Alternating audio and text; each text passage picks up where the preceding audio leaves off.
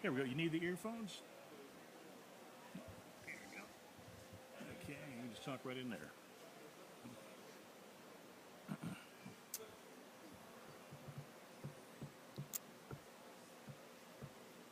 But can you talk? Can I hear? Testing, testing. Okay. 1, 2. Is that good? That's good. Okay.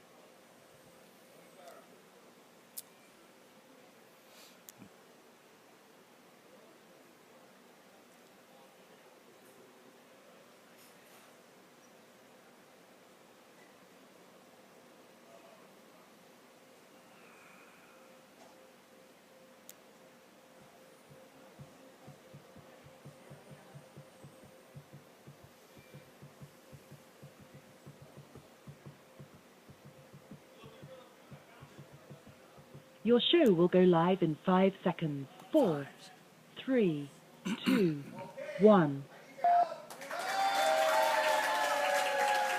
Love Talk Radio.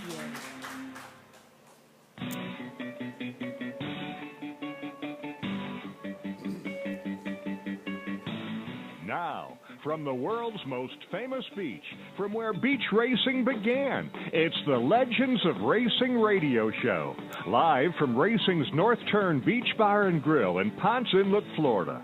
The Legends of Racing radio show. And your host, Buz McKim.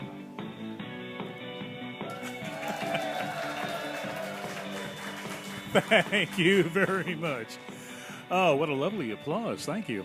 Well, here we are at the third version of the Legends of Racing radio show. We're broadcasting from the beautiful and iconic and historic North Turn restaurant located at the North Turn of the fantastic old historic and iconic Daytona Beach road course. And right here to my right is the beautiful golden sands of Daytona Beach. Nice breeze wafting through here. Smells of lovely food. I mean, it doesn't get any better than this, right? Well, I cannot tell you how excited we are today to have our guest with us. Probably the preeminent historic motorcycle racer. I thought I knew a little bit about this guy until we got to talking this morning, and I didn't know much. It's just such an amazing story. Please give a good old North Turn welcome to Mr. Doc Batsleer. There we go. Yeah, and I mean, you really are a legend in motorcycle racing. You might not say so, but I think all of us would. I don't know what to say on that comment. Okay. Humble man. How did you get involved with motorcycles? On our little farm in Indiana, I and my brother and sister were forced to ride a Cushman at 5 years old.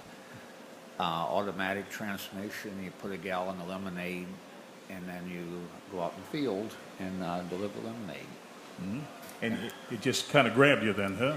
It grabbed me, and I still have the Cushman. You really? And I raced out there, and I raced back. Yeah, that's amazing. So you were born in Indiana? Yes, sir.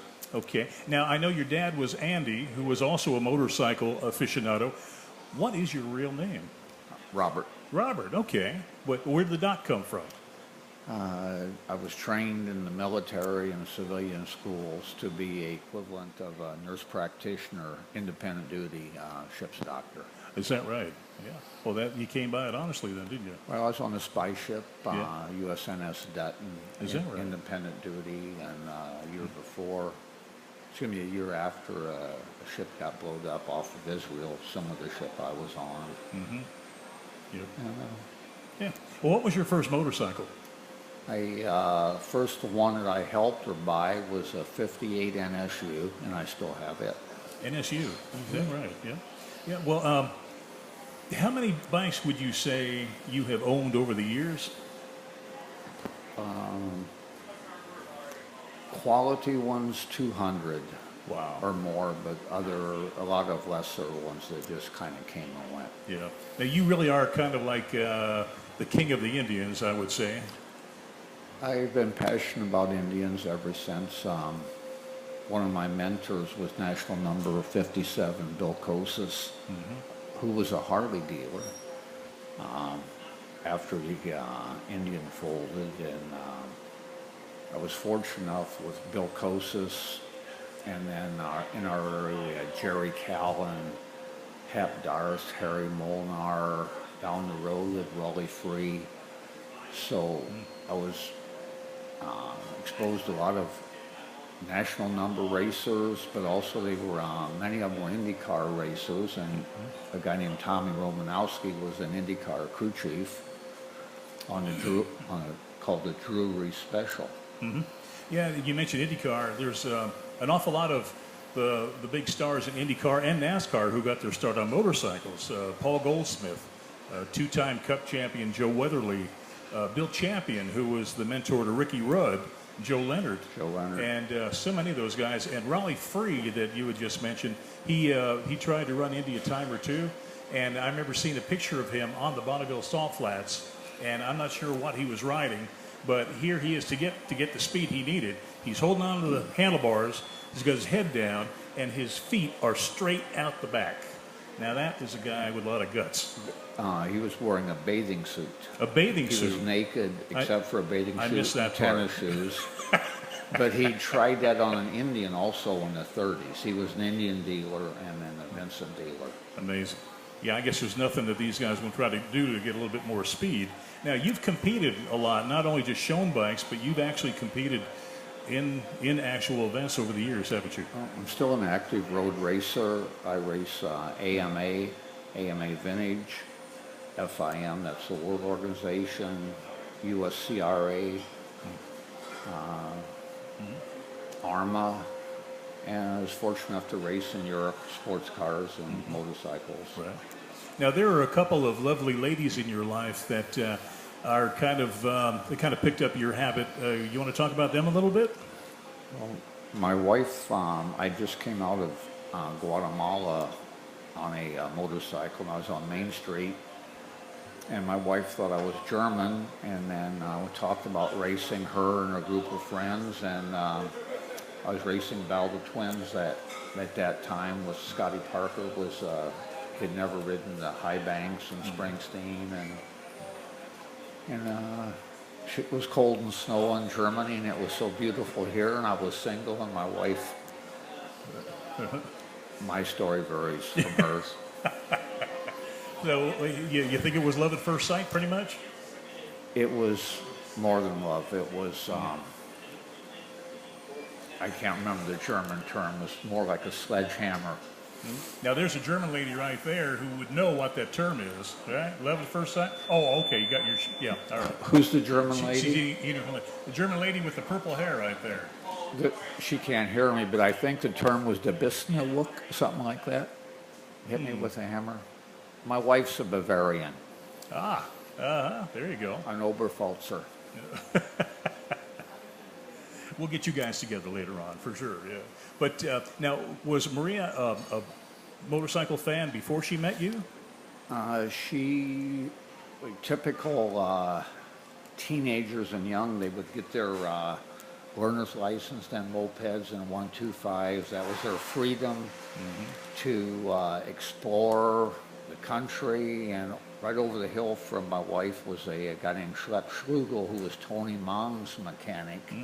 Actually, they came here on a jumbo jet to watch Tony Mong, 3 times world champion race. Right, yeah. So she kind of grew into the motorcycle thing pretty much. Well, there, her right? grandfather got killed on an NSU. Really? An accident. And but after the war, the motorcycles, that's the transportation. Yeah. Oh, yeah, for sure. For work and sport. Yeah. Were there any like military motorcycles over there that had been stripped down for competition? Well, in the early 60s, my first time, they had what they call Flugplatzrennen, an airport racing, all these different military bases and airports, and then they had regular conventional racetracks. But it was club racing. Let me tell you, super sport club racing, and then the German or Italian or English clubs would have races against the Americans. Right. And let me tell you, they humbled us. They humbled you, really? Oh, the average, especially Italians. The Italians crash on the hot lap and cool down lap, and the Germans just crash. I can't say. But they were fast. Yeah, and fearless, I guess, huh? The machismo, and the Spanish, I didn't even forget the Spanish. Crashing and going fast is the part of growing up. Yeah. And then during the winter, they talk about how often they crash and how many tickets they got. Amazing. That is amazing. So if you had anywhere in the world to race, where would you like to race or have raced? Daytona is our easiest track. Hardest on machines. I like Laconia, but it's quite dangerous. They changed the format. Mid-Ohio, excellent technical track. Road Atlanta. I don't like Road America. I hate Willow Springs. Do you really? Oh, the 40, 50, 60, 70 mile an hour winds and the brutal. It's out in the desert. It's right at Edwards Air Force Base. It's slippery, sandy. Road Atlanta is kind of a hairy racetrack, though, isn't it? Yes, they put a chicane in right before the tunnel because so many people had crashed there to slow down the speeds. And the red clay. But I never crashed at Road Atlanta. Oh, that's good to know. Okay, that kind of insinuates that you may have crashed at other places. I don't know how many broken bones at Mid-Ohio, Daytona. Florida Grand Prix. Yeah, okay. Now, I understand that your wife, Maria, had won a race at Daytona. Yes, it was a combined event where she was racing her India, and they had a hand shift and a foot shift class combined. So she is a very, very talented road racer. Actually, she's beaten me. Wow. How many times? But she's so technical. She's so German by the book. Yeah. They tend to be that way from what I hear, yeah. She races the track, not emotion. And I'm really stupid when it comes to emotion. Yeah, well, my mother is full-blooded German, too, and, everything's by the book, right? Yeah, there you go. Okay. Yeah, so, now, you were talking about the hand shifters. You have a lot of hand shift bikes in your collection, don't you? Currently, about 8 running and about 10 not running, but sold a lot of them, sponsored a lot of people. Right.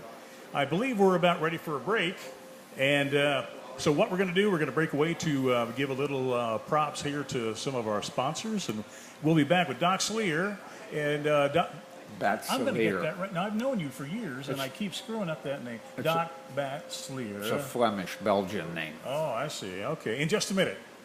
All right, we'll be right back. The caution flag is out. Time for a break. We'll be right back with the Legends of Racing Radio Show. Welcome to Homewood Suites by Hilton in Daytona Beach. You're right in the middle of all the action. Daytona International Speedway, the airport, One Daytona, Florida's newest entertainment and retail destination. You And saw of that, course, didn't you? the world's most famous beach. You'll love our newly remodeled 1- and 2-bedroom suites, along with our popular King Studios. You won't need your full kitchen, as Homewood Suites Daytona serves up complimentary breakfast and evening social. It's like home away from home. Go to HomewoodDaytona.com for Homewood Suites by Hilton in Daytona Beach. We're back from where it all began, racing's original North Turn Beach Bar and Grill. The Legends of Racing Radio Show continues with your host, Buz McKim. Thank you very much, everybody.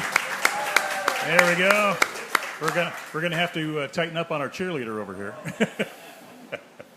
Yes, we're back again with Doc Batsleer. I got it right. How about that? And we are just having a ball talking about old-time racing, motorcycles. And now your daughter became quite the motorcycle fan too. Is that right? Yes, she would. I'd wake her up at all hours of the night to help drop a cylinder on, compress the rings. She was actually helping at 2-3 years old and continued, and eventually built her own motorcycle, and a real accomplished mechanic with feel and touch, and that transferred into her medical field. Really? So she's in medical. She's a Bachelor of Science Nursing RN, New Smyrna. That right? Oh, that's wonderful. Yeah, so it picked up on your interest in the medical field too, right? Yes.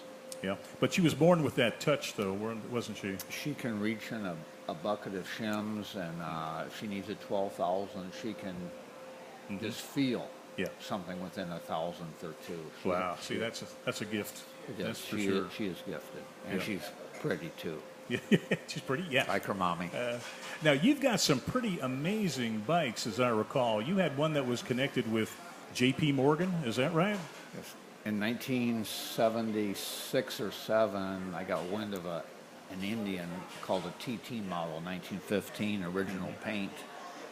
And Bernie, what a character, had it in Tampa. And he's the son of J.P. Morgan, and he was the Auburn Duesenberg cord dealer in Indianapolis. Right. So I jumped on it, still have it. Wow. That's amazing. Now, you earlier when we were talking, you had mentioned Jim Davis, and who was one of the most amazing gentlemen of the sport I had ever met.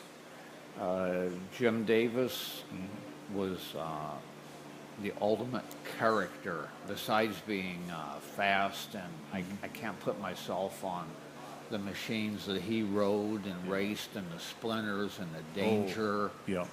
And the glory and death. And he told us a story one time. He used to come into the archive department when I headed it up down on Blue Road back in the late 90s, and he was approaching 100 years old at the time. He lived to be 103, but he would sit there for hours and regale us with stories.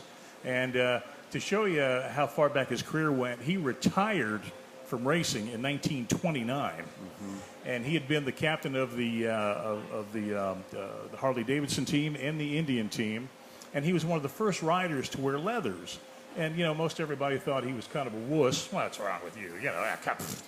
So he said we were racing at the board track at Kansas City, which was made out of 2x4 pine, and he said on the last lap of one of the races, his teammate tried to get up under him. Jim was leading. The teammate came up under him, trying to get by him, and got a little squirrely and went down. Slid down the backstretch. So he said, I came around, I got the checker flag, and when I came off the second turn, he said, I looked down, and that poor sucker looked like a porcupine with all his splinters. So he said, that sold a lot of leathers after that accident. Yeah. But he was a wonderful man, wasn't he? And he was an AMA official and supporter, sponsor, but also internationally connected with the Australia, New Zealand racing. Yeah, that's right. Yeah, he told stories about going down to Australia in the 1920s, and can you imagine just getting there at the time would have been just one heck of an adventure right there. Well, what makes the hand shift bikes so difficult? Well, I've ridden tire testing at Daytona, some of the newer bikes, the GSXR type Suzukis, but the newer bikes with all the fuel injection, suspension, and electronics, I know what my limit is. I know how many horsepower to the ground, and for frame flex, suspension, chassis, wobbles, waves, and what I can control. And I was a pretty good Battle of Twins racer, Florida State champion. On Florida State champion, on really? Heavyweight vintage Florida Grand Prix. Oh my gosh!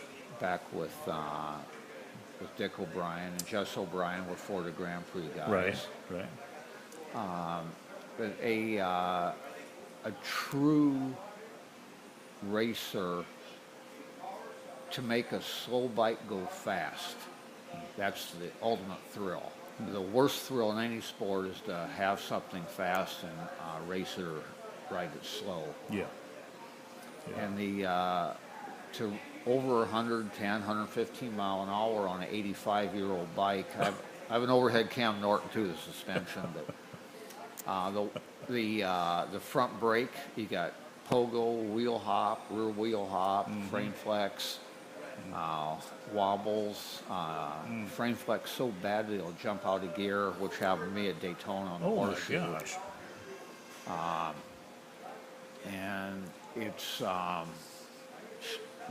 sure it's an experience similar to a roller coaster. You wonder what you're doing on it when you're there, and you swear you'll never do it again. But then it's the thrill. It's Yeah, it gets in your blood, doesn't it? yeah, yes, it does. Yeah. So there wasn't a whole lot of creature comforts on those old bikes, I suppose, huh? There are no creature comforts other than the spring on the seat moves a ½ inch, and you have to have finesse. And what a lot of people don't know at Daytona on the high banks, it's been repaved a couple times, but they have the NASCAR rim cuts, and the wall is self-cleaning. So if you ride a motorcycle on the street, you get into a rim cut, you can feel it. But the G-forces on the high banks, your tires are in that rim cut. So if you watch them on television, you're finessing that bike, and to try, because your front tire is smaller or width than your rear, and so you're trying to fight these rim cuts. Yeah. Oh my gosh, so it's like an obstacle course out there, isn't it? It's white knuckled, depending on the bike. Yeah. Well, now, and not to denigrate anybody's ability, but you take the average motorcycle racer today. How do you think they would do on your bikes? I've offered some talented newer type racers with I'll call them all electronics with.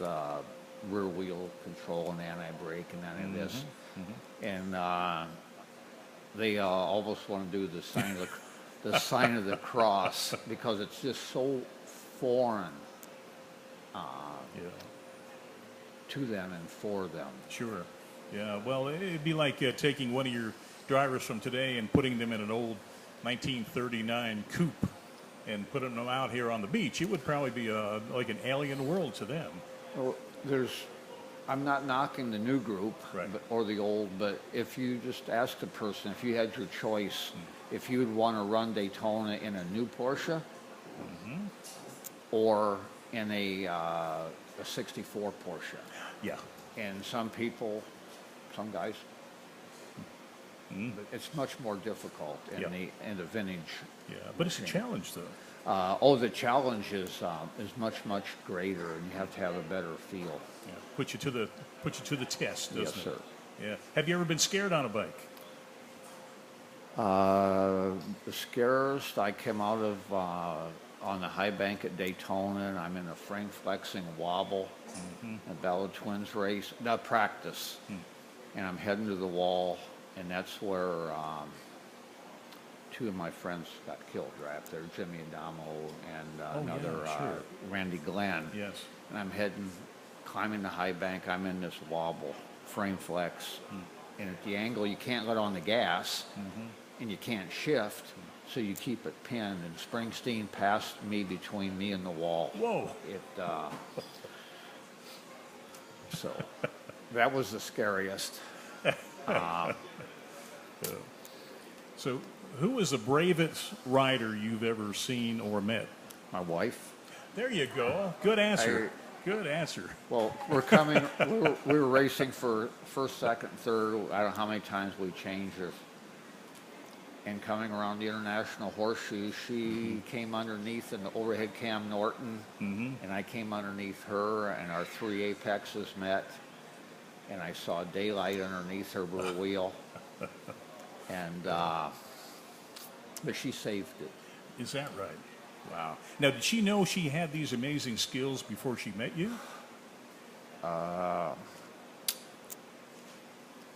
She developed them. I'm very talented in everything. Yeah. But Well, that's that German thing again, right? but amazing, just discipline and balance. Yeah. And focus. Really. It takes all those things, doesn't it? Yeah. I'm lacking on a couple of them. You're lacking on a couple. Oh, my. Well, now, we had mentioned Jim Davis before. Are there any of the original Jim Davis bikes still in existence? I don't know. Most all motorcycles were recycled and due to crashing and updated. The advances from 1900 up through pre-war, they were small changes but critical, and after the war, different developments. But race bikes were continually updated, so it's rare to find one that's unmolested. Yeah, yeah. But I noticed that all your bikes, well, at least the ones I've seen, you restore them mechanically, but not cosmetically. And I think that is so fascinating to see them in their original state. The bikes or cars, that's why with the living legends in the car and different museums, if a vehicle or motorcycle needs to be restored, restore it. The people from California, nothing negative, they have different people, different regions, they have different goals and what a restored bike. And then the term over-restored California versus a correctly restored from the Midwest. And it's only original ones with the patina and the passion, and then to try to find the history on it. And Yeah, I know that, with being involved with the NASCAR Hall of Fame those years, there was always a controversy on, all right, we find a car in a barn and it's in its original condition. Do you restore it or do you keep it as is? And it was about a 50-50 split on the folks that felt like, well, we might want to keep it the way it is because it's only original once. And I see that that's the track that you're taking. Yes, but so deep, the history, the passion, and the person that either raced it or drove the vehicle. And then there's always a story behind the story, how they got there. And one time, scraping together gas, Gary Nixon was so poor that he would bum used oil at motor different garages from Oklahoma. Yes, sir, going from Oklahoma. Holy cow. And then one year he bummed a ride with somebody going from Oklahoma to the race in Ohio, and he stopped to get gas, and his rider turned around to get the right side pump to get gas, and Nixon woke up and went back full tank gas the other way. Oh, man. Yeah, a lot of these guys who became superstars, they really came from humble beginnings.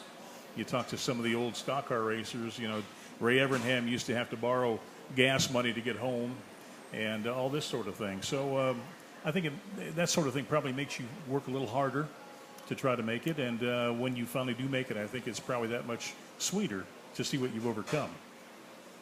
Yes, and also few people, the economic trends. I was offered a ride in 1959 on the Sportsman 125 here. But there was a recession in 58. Yeah. So the recession, the family, the money, in the racing community, it's all connected if you dig deep enough. Yeah. Oh, yeah, that's true. That's true. And there is that cross-pollination between motorcycles and auto racing going all the way back to the early days. And we can talk a little bit about that after our next break. Do we have a break coming up there? Okay, we've got 2 minutes. There we go. All right.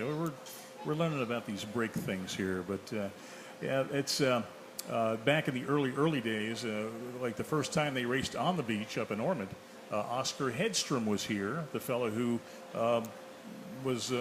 developed the Indian motorcycle. So, not only did the auto racing guys realize that the beach was a great place to run, but the motorcycle guys, too, were, in the same mindset there, too. Of course, at the time, only 150 miles of paved road around the country. Most of that was in metropolitan areas. So when they saw the beach that was 26 miles long, 500 feet wide, wow, that was pretty good. But I guess the bikers probably had a little bit of an advantage, where they would probably do okay on a dirt road anyway, right? Most all of the early AMA, even before the AMA, was short track, half mile, mile, and road racing, which is kind of combination of dirt and asphalt. But without motorcycles and motorcycle racing here, I'm sure there would have never been a NASCAR. Yes, you're exactly right. And Bill France, the founder of NASCAR, raced motorcycles here on the beach and actually won a motorcycle race on the 4th of July of 1939. So he had that feel for the two wheels too. And if you look at the first NASCAR program, it's almost word for word where they eliminated AMA and put in NASCAR. Different pages of advertising, even the hotels are on the same page. So it was a good connection. Oh yeah, most definitely, most definitely. Now Jim France, son of Bill, owns the American Motorcyclist Association. So he's had a long history and a love for two wheels. And he raced at Daytona on his Yamaha. I think it was a TD. Yeah. TD 250. Well, we're going to take a break for a minute or two. We'll be right back with some more fantastic information from our good friend Doc Batsleer.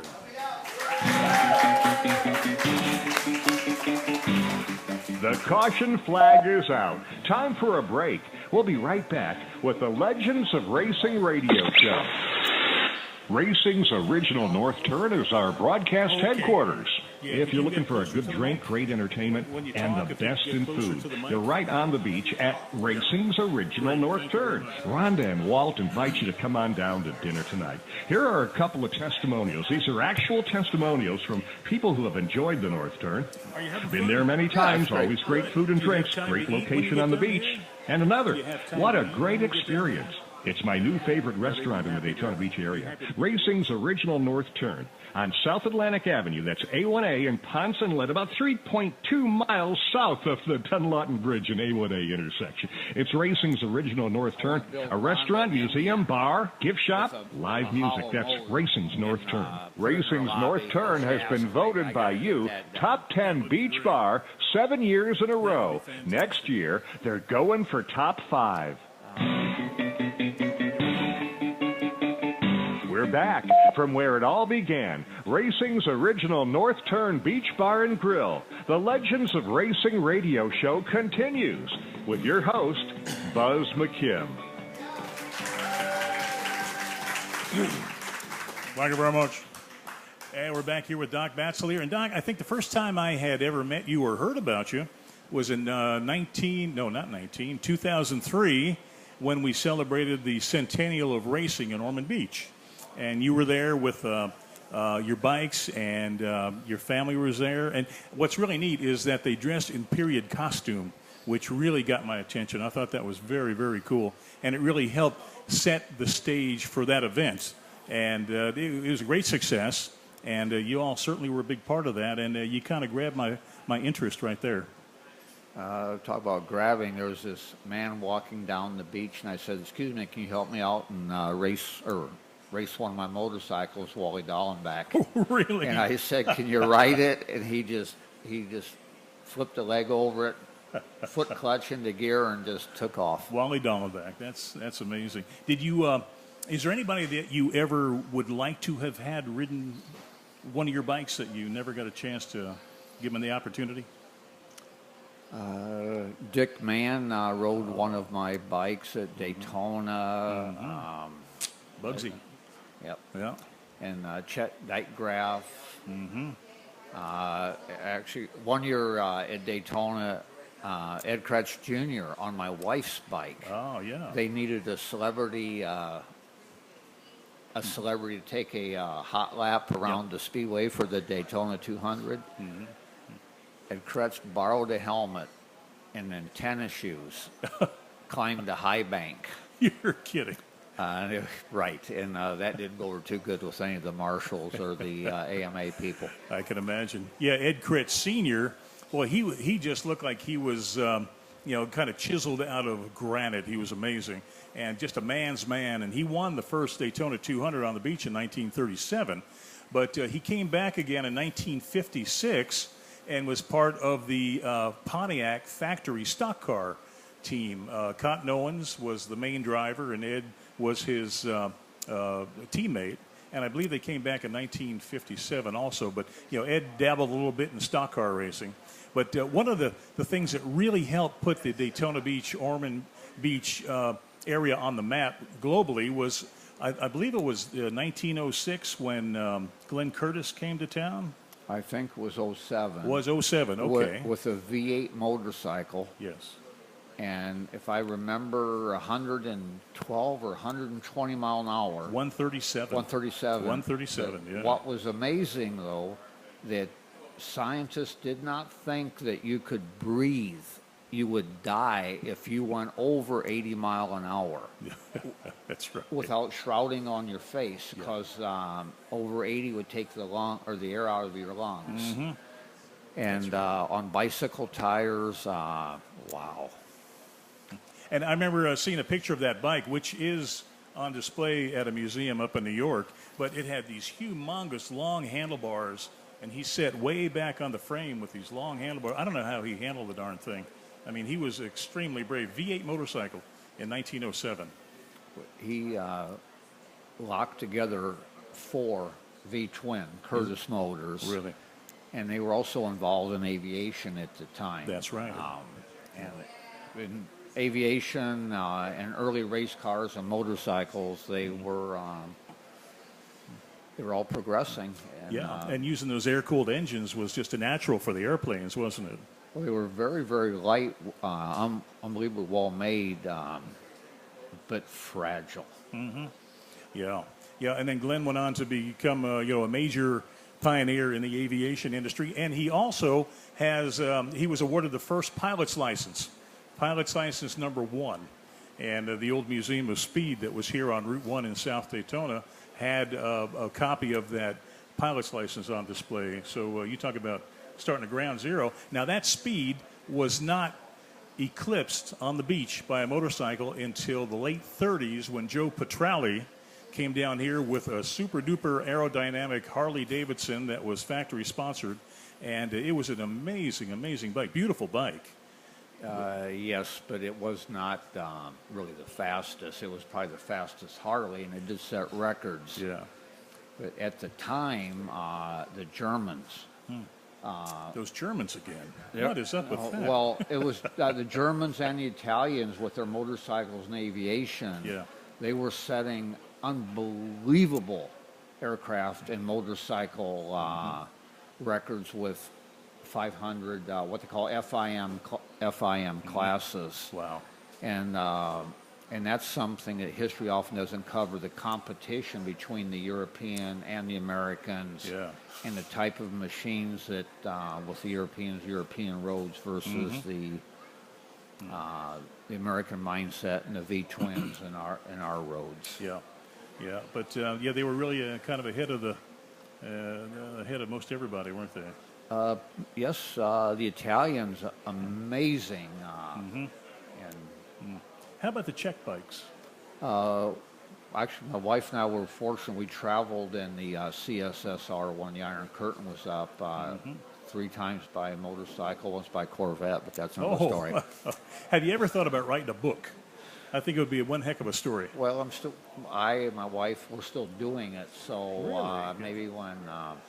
But the Czechs, especially the Sudetenland Czechs, which were part of the Austro-Hungarian Empire, and Harley Davidson and Indian were archaic machines. Already, I think in 1899 or 1901, Lort and Clement had an overhead cam V-twin. Really?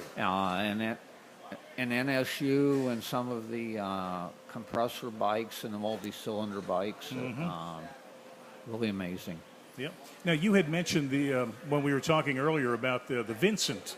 Can you tell us a little bit about the Vincent motorcycle? Well, Rolly Free lived down the road in Indianapolis, and he was the biggest Harley Davidson hater there was. He was an Indian dealer. He had a $50 bill that no streetable Harley could beat his streetable Indian. Really? But in '48, when he set the record, that was I had that picture in my bedroom. And then in 1962, I saw an advertisement in the South Bend Tribune that said Vincent for sale, $150. And that was my bale and hay money for the summer of '62. Bale and hay money? And my dad offered the guy $125, and I said no, so I bought the bike, and I still have it. Do you really? Yes, oh, my gosh. Well, Kyle Petty, of course, he's famous for his charity ride with his motorcycles and everything. He told us a wonderful story about how he had seen an ad for a Vincent. He's quite the motorcycle collector. So he went up, it was somewhere around Burlington, North Carolina, went up there to take a look at it, and he said the guy had stuff all over the yard, had a big, several acres and stuff all over the place. So he said, I came to take a look at the Vincent. So the guy took me, he said the guy took me out back into a shed, and, he pulled a bunch of stuff off, and there it was. And the Vincent is a very rare bike, and you could probably attest to that. But he said, I looked at it, and I said, well, the guy wanted, something like $6,000 for it. So Kyle said, I'll give you $4,000.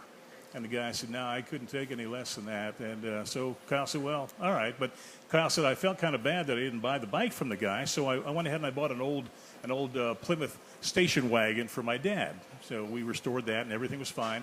But he said, I just happened to have in my wallet the information for the fellow who was the head of the Vincent Club. And the guy lived in California. So I gave the information to this fella.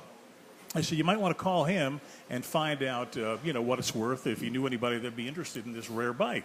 So the guy called back about 2 weeks later, and Kyle said, man, I just felt terrible about that I offered him so little money because the guy in California gave him $45,000 for the bike. But he said, to show you what kind of guy this fellow was, he gave me a check for $10,000 for my Victory Junction cam. So he said it worked out great for everybody. But what a great story. But yeah, evidently those Vincents were English bikes, right? It was an English bike, 1,000 cc. What was unusual about it, it was the world's fastest production motorcycle for many, many, many years. But it was designed to be the world's fastest production motorcycle, then tuned in certain versions where other bikes, you can make a bike and make it go faster, but then they get more fragile. So the Vincent was way, way, way overbuilt, and it's still amazing works technology, and it's simple. And he was telling me that there was a lot of redundancy built into that bike too. Well, they had 4 brakes. The rear wheel flipped over. It had the revs of a Desmo Ducati, but it was a push rod twin, but different. The rocker arms don't push down on the valves; they lift them up. So, oh, really? So the valve train is very, very light, and that's one of their secrets. Yeah, I understand that the military used quite a few of them too. Is that right? To my knowledge, no. Oh, okay. That's a story I heard. They ceased production during the war, but Vincent. I think they made outboard motors and refrigerators during World War II. Oh, is that right? Refrigerators. That's interesting. And a jet ski. Really?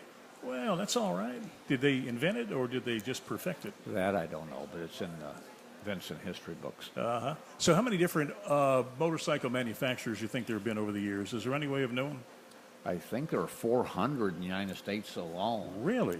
Some of them use proprietary motors right. and then built their own bikes. But I think it's 400. Wow. So the Indian is still the king as far as you're concerned, right? I'm a Harley fan also. Okay. If I'm riding my Indian, I can kind of trash talk a Harley. And if I ride my Harley, I can kind of trash talk Indians. And if I ride the Vincent, trash talk everybody. There you go. Yeah. So no enemies then. That's good. Yeah. Okay. That's hilarious. So we're about ready for another break here. And we will be back in just a moment after this very timely, informational interlude.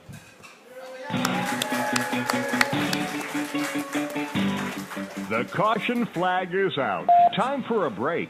We'll be right back with the Legends of Racing radio show. I At Beach Boys Embroidery and Tees, it's all about making you happy. Beach Boys Embroidery can customize your athletic golf apparel, caps, hats, badges, buttons, magnets, backpacks, bags, totes, clocks, watches, and of course, T-shirts. Sure, they're at 2033 South Ridgewood Avenue in South Daytona, and they're waiting for you to call now. 386-255-5880. Beach Boys Embroidery and Tees. We're back from where it all began. Racing's original North Turn Beach Bar and Grill. The Legends of Racing radio show continues with your host, Buz McKim. We're ready to go. All right, that loudest whoop and clap was from my dear old mother, and my wife not so much, but that's okay. Anyway, Doc was bringing up a really good point during that break about the economic impact that has been realized and enjoyed by America through the motorcycle industry, right? Well, I moved to Daytona in '77. I was in and out racing and just visiting, but I saw the Budweiser, I won't mention any names, but the Budweiser distributor, the food distributing, the police, the advertising in the restaurants, that made our town. That's right. And the racers, if you dig deep enough, everybody knows everybody. But in the food service industry, the Chamber of Commerce, that it made people often work together instead of competing and cutthroating each other. And that I found that just different from other non-motorcycle or NASCAR or race or tourist towns. Yeah, and not to slam any other group, but if you talk to any merchant around town, they'll say that the motorcycle folks are among the nicest, and they spend the most money, and they're really a boon to the economy. And it's like that anywhere they go around the country. There's so many different venues where they compete, and they're just embraced by everyone that hosts them. And it's folks like this guy right here that help bring all that about and keeps the history alive. And that's what the show is all about. And that certainly is what Doc's all about. He's really a man after my own heart to keep that history alive and pass it on to the next generation. Because we're, I think all motorsports are in a bit of a quandary right now on how to get the millennials involved in the sport, because they're not necessarily mechanical or automotive or motorcycle type folks. So we have to let them know that this is the coolest thing going and that they need to be a part of it. And you certainly are going above and beyond what you're bringing to the industry. Oh, thank you for saying that. It's just my passion, and often it turns around and bites you in the butt, or I don't know if I can say that, but Sure. it's also expensive. Many people that are so-called racers, they have their cars and sponsorship, but without the grassroots racers and the small tracks that keep the speed shops and the whatever going, and I think our history, our Living Legends group, and the motorsport heritage racing, and I wish we could get back our Ormond Beach, our speed event there. That would be wonderful, yes. With the Blitz and Benz and the Mercedes and the different factories. And if we want to keep promoting and get so-called millennials involved, we need prestigious and international international events here besides our Rolex, which is really, really great. Now, do you sell a lot of your bikes? Do you tend to turn them over a bit? I've never sold one at auction. We're downsizing because of the just the oil changes and spark plugs and the running, and besides racing them But I've never sold one at auction. I've sold to friends or friends of friends. Right. There's a fella up in Maggie Valley, North Carolina, named Dale Waksler. Do you know Dale? Oh, I knew Dale. Actually, there's a story behind when he had his Harley-Davidson dealership in Illinois. A friend of mine, Dave Munganast, was on the board of directors at the Chase Bank and helped Dale Waksler get his loan. Oh, really? Yeah. So there's a story behind the story. Yeah. You see Dale on TV every once in a while. He's kind of a feisty little guy, but he's got a tremendous collection. And if you're ever up in Maggie Valley, North Carolina, it would behoove you to stop by and see what he's done with that place. It's phenomenal. And I don't know where he finds half the things he comes up with. Well, he's he's a focused person, and everything in his museum runs, and he starts them up. But I race every year at Barber Motorsports Park. Yes, in Alabama. And George Barber now has the world's largest motorcycle museum. Does he? And he's a car person also with his Lotuses.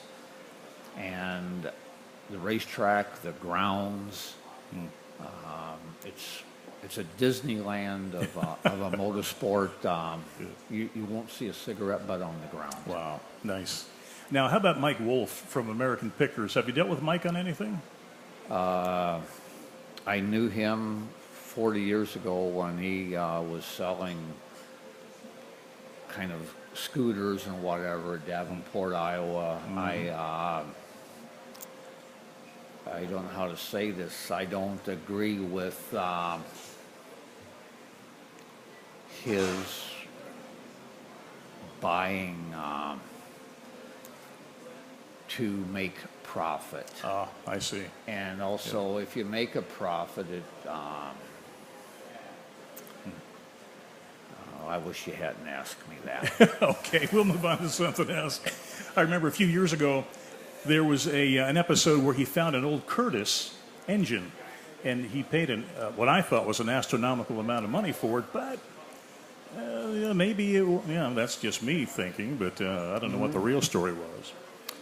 Well, I don't believe what's on television. They wanted to come out to my house. They actually were in town here, and they went to a couple different people's. Yep. A guy named Herm Levine. But it's a show. It's television. I think it might have been a Cyclone motor. It could have been a Curtiss. And it's expanded the interest in old motorcycles and cars and whatever. But I'm a collector and historian, buying things and selling them and flipping them. If that's somebody's business, I'm just not part of that. Well, if you ever saw pictures of his shop, it's motorcycle history heaven.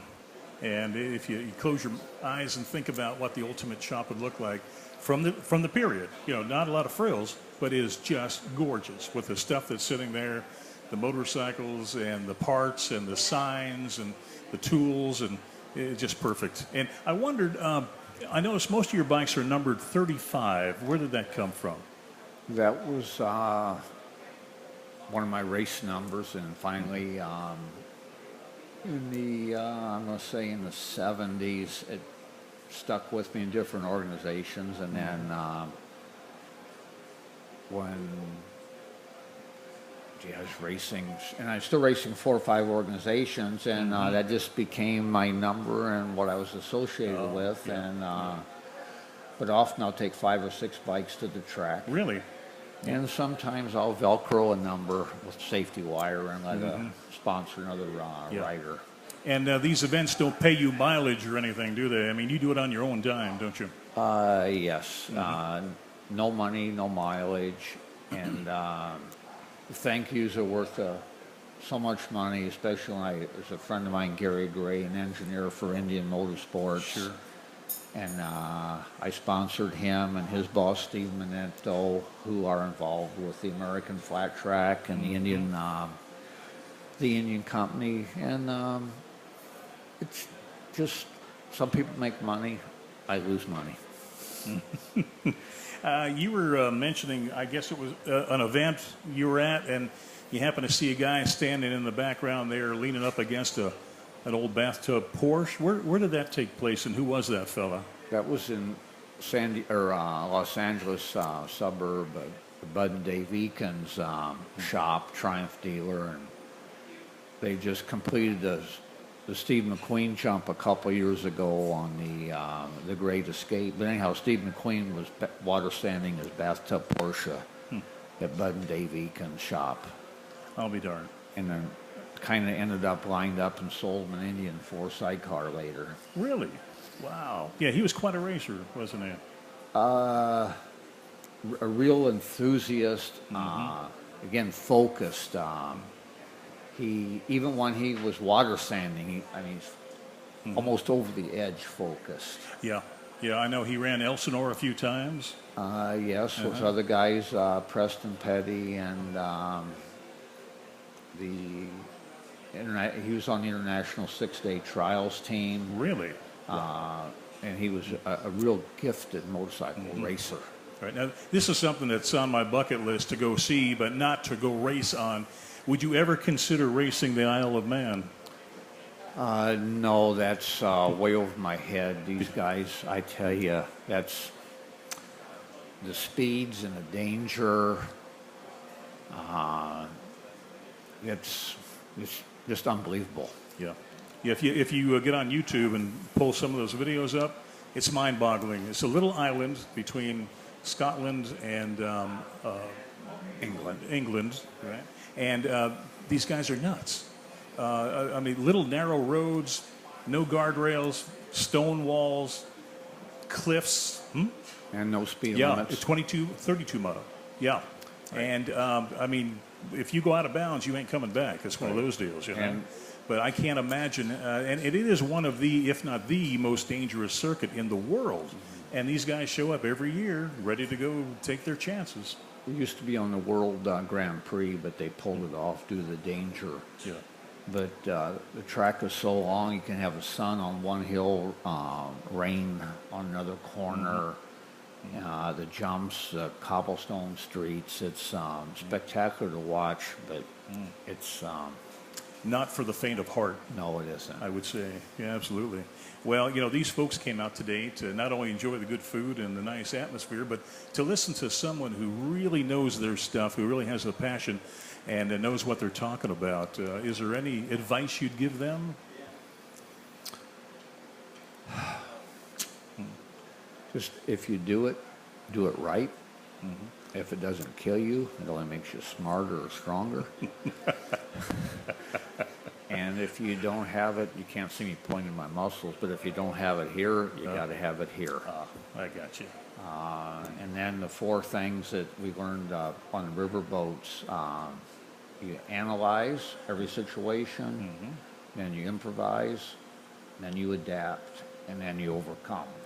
Oh, yeah. And that's our riverboat, riverine code, and I followed that, and my wife and daughter, and most people. And you could probably apply that to any aspect of life, huh? Yes, sir. That should be taught day one in school. Amazing. Well, we're just so thrilled to have you, and I know you've enlightened so many of us with what you do, and we're going to keep an eye out for you at any of these other events, and we just wish you the very, very best on what you're working on and how you're preserving history, and keep those girls in line if you can. I'll offer. Would you like to race an Indian at Laconia? Heck yeah, buddy. Sign me up. Yep. What do you think, dear? She says, she said make sure the insurance is paid up, right? I'm the instructor. I'm the road race instructor for up there with Dick Bergeron and Bob Coy. Oh, and, we love Dick and Bob. That's for sure. And Bentley Throttle Cable. I trash talked him about some kind of a car. So I asked Bentley if he ever raced a motorcycle. He's telling the NASCAR open wheel, and Bentley Warren is one fast man on a motorcycle. Bentley is the world's oldest teenager. If he's willing to give it a shot, I got to try it. Yeah. Another one off my bucket list. Yes. How about a big old round of applause for Doc Batsleer? Amazing.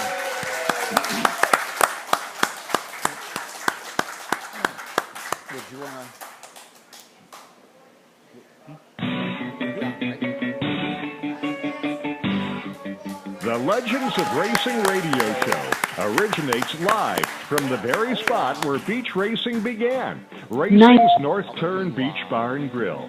Join us next time for the Legends of Racing radio show with Buz McKim.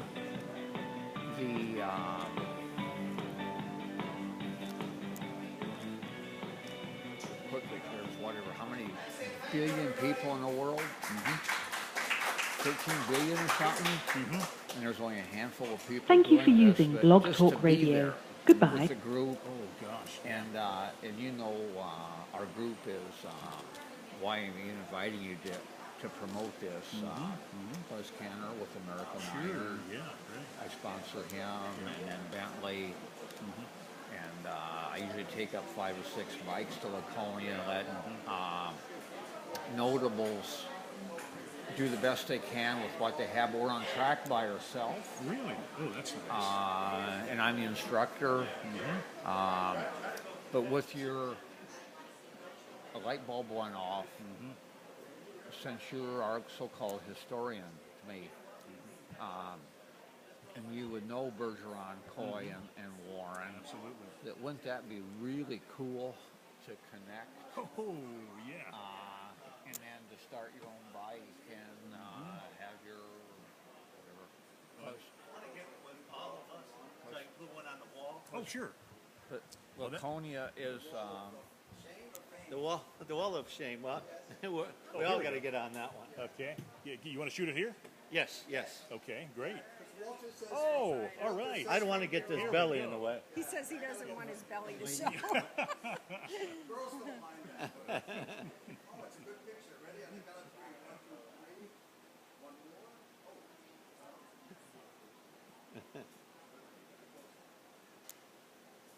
Good? We good? Okay. I guess. All right. Ah, that's cool. Fantastic. Very cool. and you saw this. I'm sure. Yeah. That is cool. And Ron, you saw Ron- this. Oh, how cool. Where did you get this? Is this from the parade?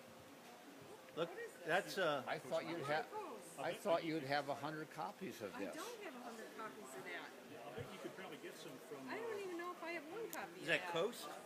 Yeah. This Yeah. is, let's see, Gage, I think her name is. How cool is that? She used to be up on Jim Tiller. Clyde Morris. Nice. Isn't that great? Yeah. Okay. Wow. That's awesome. But Phenomenal. with my wife and helping the girl, and of course we kind of set it up with your sign in That's the back. perfect. Oh yeah. Yeah. But I do have one other copy my neighbor gave me. If you Alright. can't find Get one, one more. Okay. if you can't find one, let me I don't know. want to take your copy, but I'll look for one. This was February? Yeah.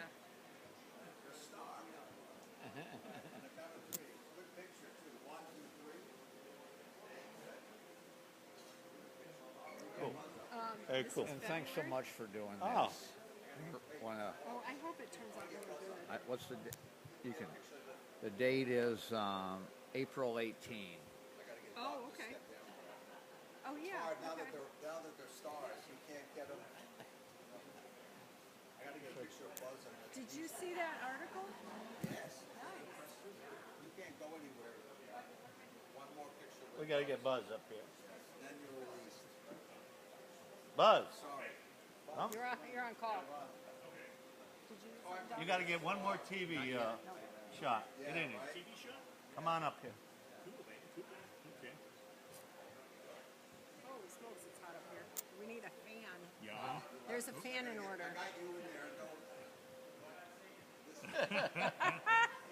Sorry about the stickiness.